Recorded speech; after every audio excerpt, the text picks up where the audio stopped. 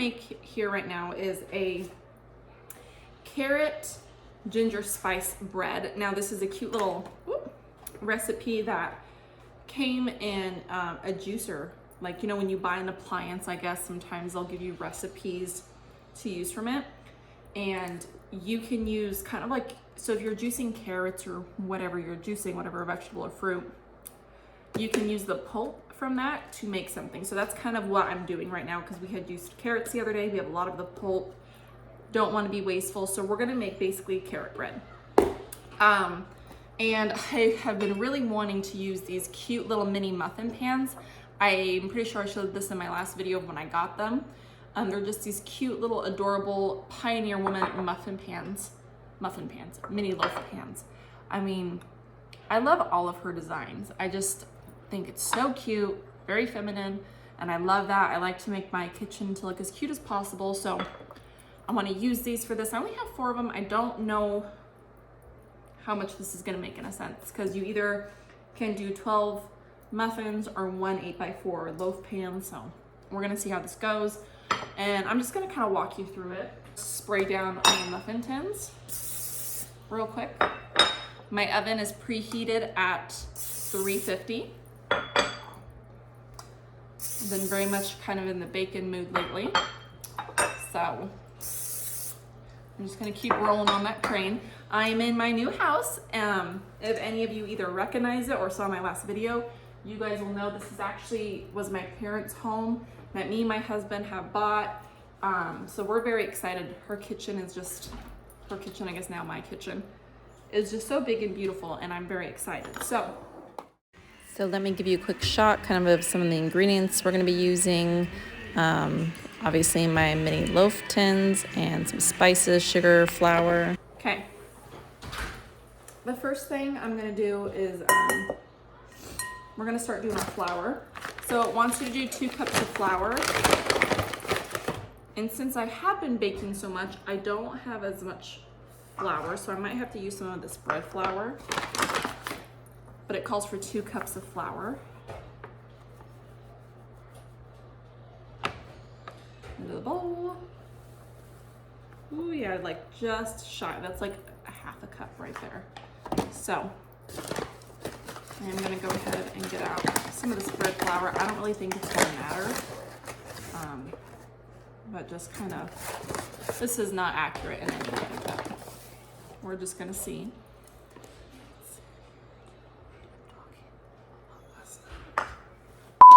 2 teaspoons of baking powder.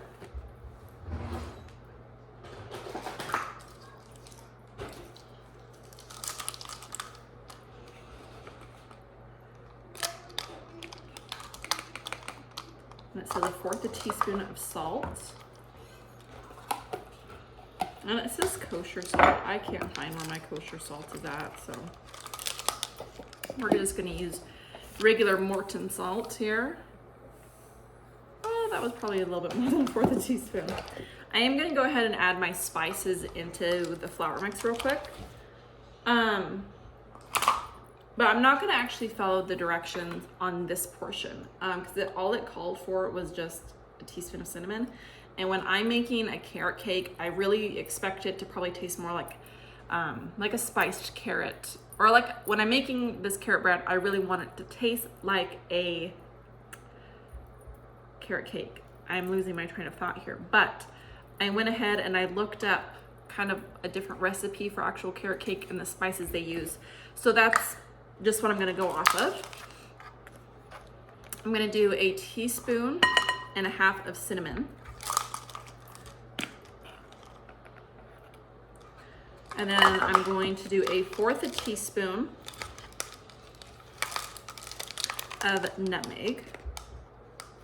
None of these.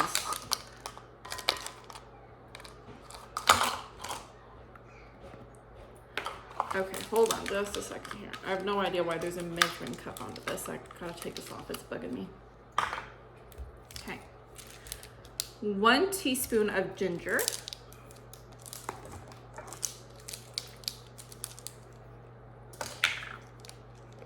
That's not gonna fit in there, okay. Okay, I have a feeling if I do it like that, it's just gonna all come pouring out. So I'm gonna have to do a half a teaspoon and do it twice.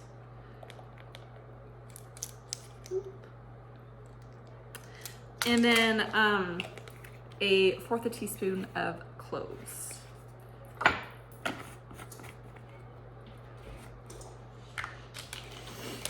Yep.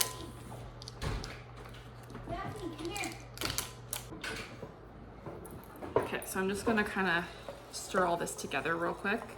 I wish you guys could see my bowl right here, so let me hold it up for you so you guys can see me whisking away.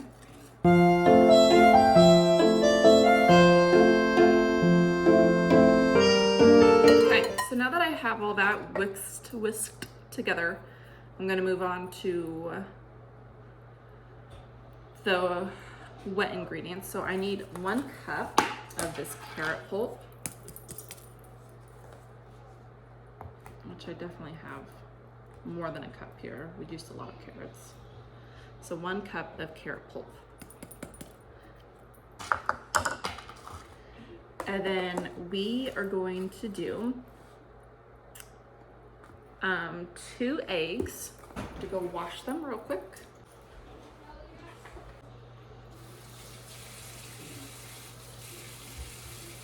Two eggs. I'm gonna dump in there. Now it calls for half a cup of canola oil. I don't have canola oil and I don't like the looks of how my vegetable oil is looking. So I'm going to do coconut oil. Okay. So I'm just gonna kind of try to eyeball this because I really don't feel like getting a measuring cup out and measuring exactly what I think would be a half a cup. I kind of feel like, whoop, I know what a half a cup looks like. So we're gonna just go warm this up. And then I need 1 cup of sugar.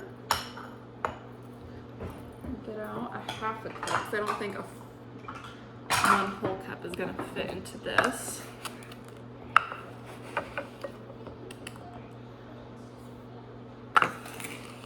So 1 whole cup of sugar.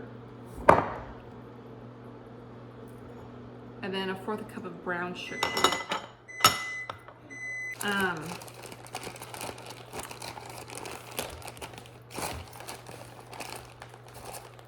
Okay. There we go. And then 1 teaspoon of vanilla extract.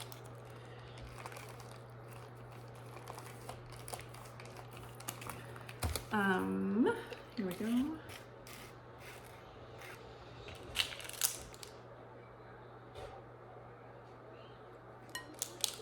All right, let's go see if the vanilla coconut oil is melted now.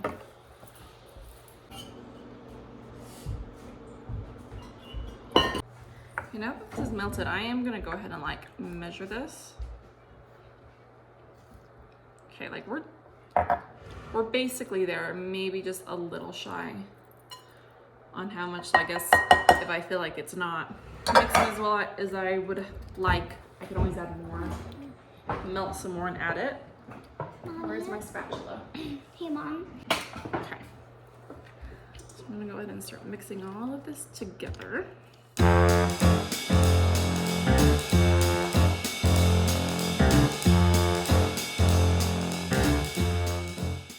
Okay, so this definitely doesn't seem like enough liquid.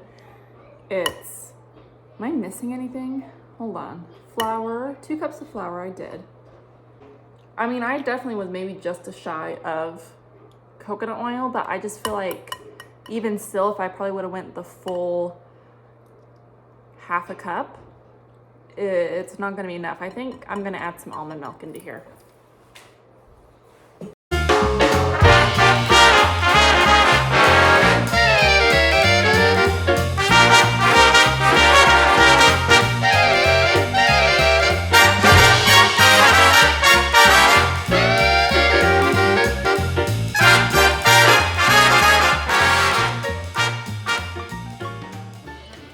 So I'm definitely glad that I added the milk. It needed it.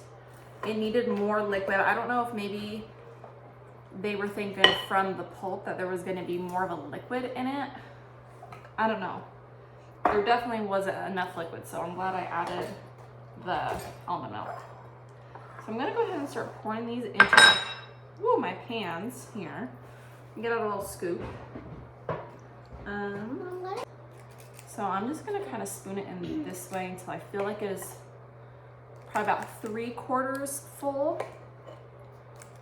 Leave a little room up at the top, you know.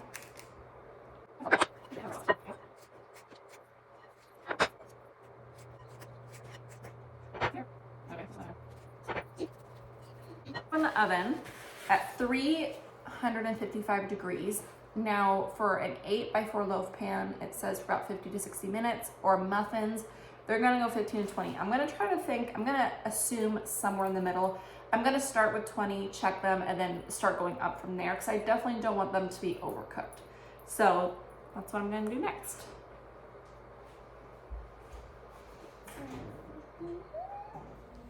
Okay, you guys, they are done. Look at how cute and beautiful they look. This one got kind of spilt over. Oh, but I'm just so excited. They smell so good, you guys. Look at how cute they all look. They smell so incredible. So they cooked for more like 35 minutes. Well, no, actually 45, excuse me. I did 20, I checked them, they still weren't done. I did another 20. They were getting closer, but still kind of really raw in the center once I poked them. And then I did another 10, which if you can see on my timer up there, I pulled them out early. So I'm gonna say more like 45 minutes. Okay, so those mini muffins, loaf pans came out. They are very delicious. But I was actually going to put walnuts in them and I completely forgot. So if anybody of you end up making the recipe, which I'll put it down below, I would definitely add nuts to it. So I ended up doing a small grocery run real quick to kind of like this little small local market that we have. And it's probably one of my most favorite things because it feels like it's stuck in time a little bit. It's just a locally owned market. I really love going there. So I was just gonna share with you some of the things that I ended up getting. So kind of like a small grocery haul.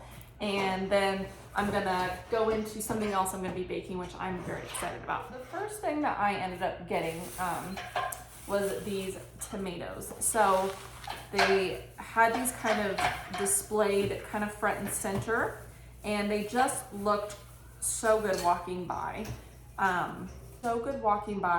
All the different colors of them. I just felt like I couldn't pass them up. And so I really want to plan on making some tomato soup. I don't think I really got a whole lot. I only got 4 tomatoes.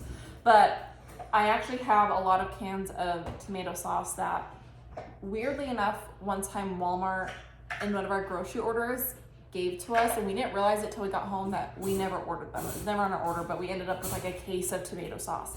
So I might kind of substitute with that as well. But got some really great heirloom tomatoes. I did get a big bag, 5-pound bag of carrots because we've been really into juicing a lot again lately. And so carrots, I think, is a really great vegetable to add any juicing because they are kind of naturally sweeter. So it's a good vegetable to add in with your fruit juices.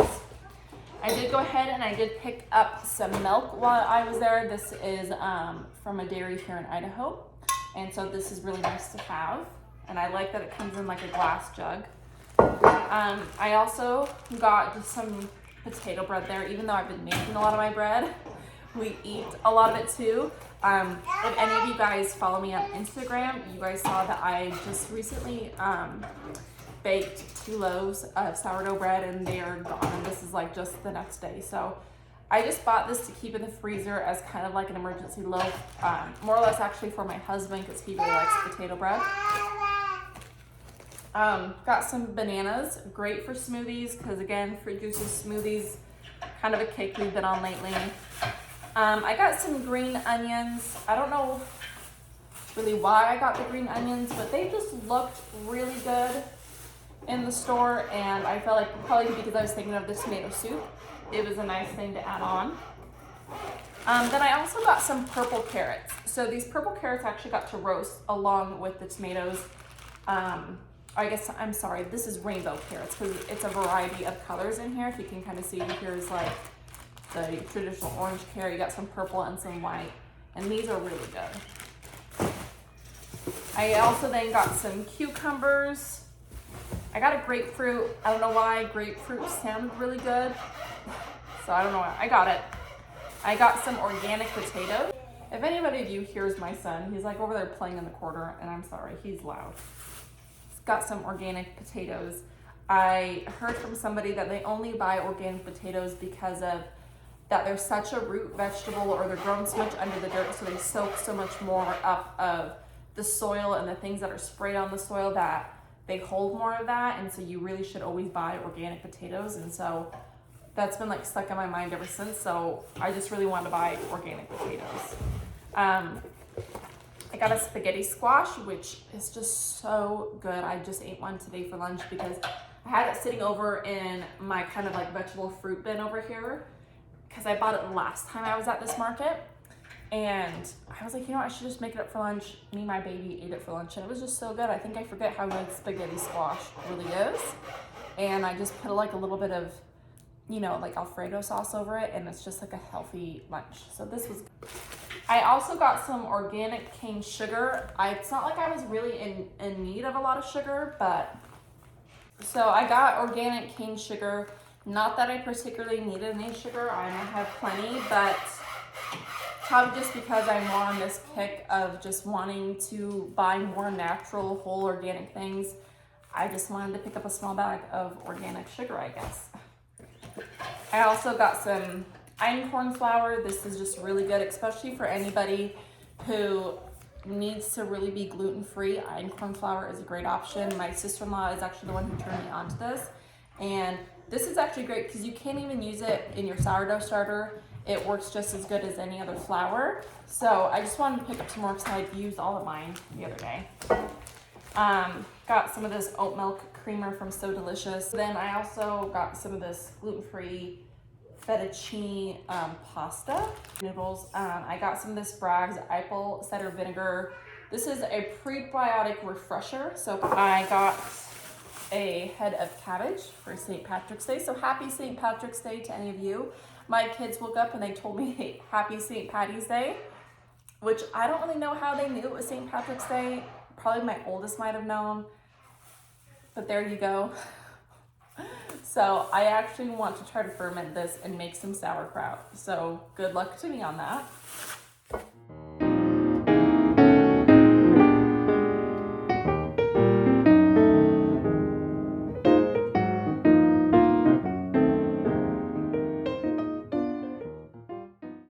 So another recipe I wanted to share with you guys is what we made the other day. This is called strawberry fluff salad, I believe. And this was a recipe that I saw another YouTuber do. I'll link her below. Her channel's called The Wads. And my girls were watching the video with me and they saw the recipe and they so desperately wanted to make it. They thought it looked so good. So obviously this recipe calls for strawberries, angel food cake or pound cake, whipped cream, sweetened condensed milk, and marshmallows. You stir it all together, and we just kind of dove right in, or you can let it sit in the fridge for a while. Now, this was a very good dessert. It was a little too sweet on my end, but my kids definitely enjoyed it. So the next thing I'm going to show you is something I'm really excited about. If you watched one of my past Cook With Me videos, I was starting my sourdough starter, which has really turned out well, and this is something I'm going to use with it. I'm going to make some just sourdough pizza. And it's so easy. So I went ahead and I had some rotisserie chicken left over, chopped it up. I grated, lots of cheese because this was just going to be a really super quick lunch. So I got some of this Rayo's Alfredo sauce, and as you saw there, I had my starter, which was really nice and bubbly and active. So what I would do here is I took my cast iron skillet, I let it heat up in a really hot oven, and then I put some oil down in there, and then as you can see, straight taking my starter into the pan and just basically coating my pan with my starter, really making sure it was just a nice even coat all the way around the pan and kind of up onto the sides. Put a little bit more oil, kind of like an olive oil. I think this was just some avocado oil that I was using up. But then I went ahead and I seasoned it with some what is it, Italian seasonings, and then I let it cook for 10 minutes in the oven. And once it comes out of the oven and it's ready, you go ahead and you start topping it with all your toppings. So I went ahead and, like I said, I used some of this Rayo's Alfredo sauce, which is super delicious if you're not going to do homemade Alfredo sauce. Added some chicken and some cheese, and this turned out so delicious. A nice, quick, and easy lunch.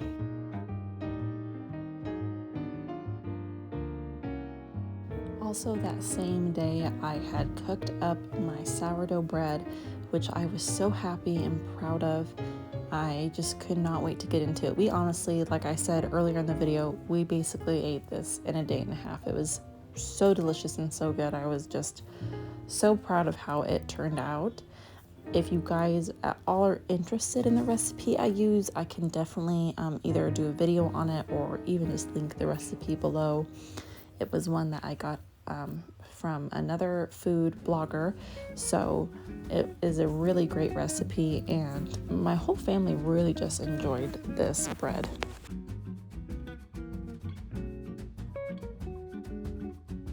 So I also went ahead and made some bread this day too. Kind of in a little bit of the early part of the video, I did kind of end up cutting this out, and I'll tell you why here in a second. But I wanted to make up some bread today because I actually got a grain mill, and I was really excited about getting this grain mill. And I had went and bought some wheat berries, which is actually what you need, or that's what it's called, to be able to grind it down and to make flour out of it. So that's kind of the whole point of why I went to this country market, because they do grind or mill their own flour, and so they do sell whole wheat berries there. So that's why I went. I was really excited. My grain mill came in. I wanted to grind down or make my own flour and to be able to make my own bread. So that's what I started to do. After actually making this loaf, I ended up sending back the grain mill. It really didn't mill the flour or, grind down the flour as fine as what I would have hoped it. It was a pretty big learning curve. I actually think I just need to do a bit more research to really figure out which one I particularly really want to use. So maybe in the future I might repurchase another one. So for dinner on this tray, I have my tomatoes. I have all those rainbow carrots. I threw on a bunch of whole garlic cloves, and I did one whole onion. These are like the niftiest things in the world that I just discovered. It is whole peeled garlic cloves. So that was really just easy just to sprinkle on a whole bunch because I love garlic. So what I'm gonna go ahead and do now is I'm gonna drizzle some olive oil over this with some salt and pepper, and they're gonna go into a 450-degree oven for about 20 or 30 minutes. I'm sorry, these onions are like burning my eyes right now.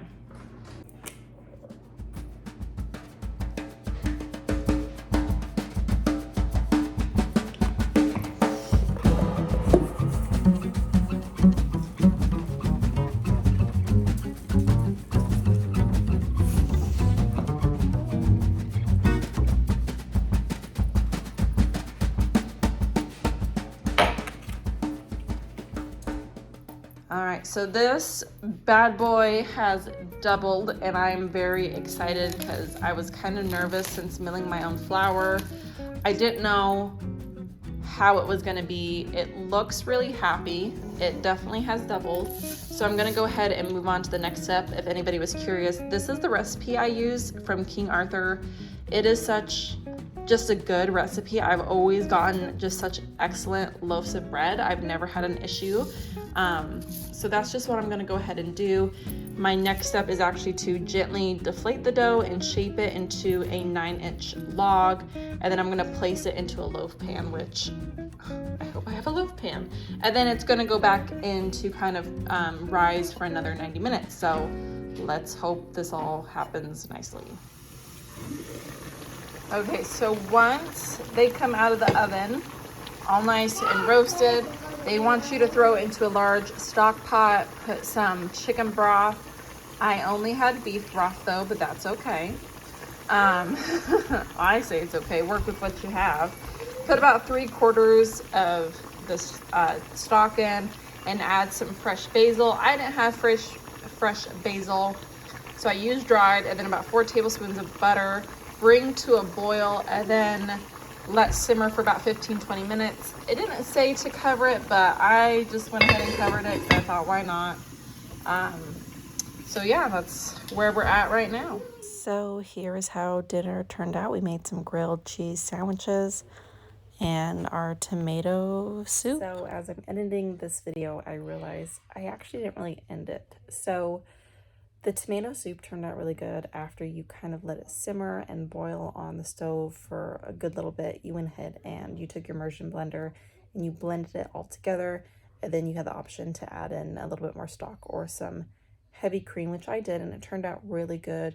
I think I could have maybe put it through like a sieve to make it a little bit more smooth. It kind of felt a little chunky still, even though I blended it for quite a long time. It tasted really good, tasted very vegetable-y though, like probably it was the carrots that made it taste like that. It was really good with the grilled cheese though, dipping it in, it was really good. But my kids just weren't like a huge fan of it, which is like really no surprise there, but we really did enjoy it. The way my bread turned out, it turned out okay. So like I was telling you early in the video, I went ahead and I have, you know, sent back the grain mill just because it wasn't milling the flour as fine as what I would have liked it to. And that bread came out very heavy and dense. And the taste of it was not what we were used to, or it's not what I used to. I'm sure it's a huge learning curve and a lot of adjustments in baking wise. So I'm like thinking maybe I'm not quite ready for that, and I really want to do a little bit more research into it. But like, it was edible and it wasn't bad. It tasted good, but it wasn't like that nice, light and fluffy, airy type of bread I expect. I actually did the same recipe yesterday and had these 2 wonderful loaves of bread. They're big, they're light, they're fluffy and airy. They make great sandwich bread, wonderful toast. And that's just not what I accomplished with that flour that I milled. So that's the end of the video. Thank you so much for watching. I really hope you enjoyed this. Please give it a like, subscribe to my channel, comment down below. I'd like to hear from you guys. Stick around, stay tuned. Please share the channel, and I'll see you guys next time. Bye.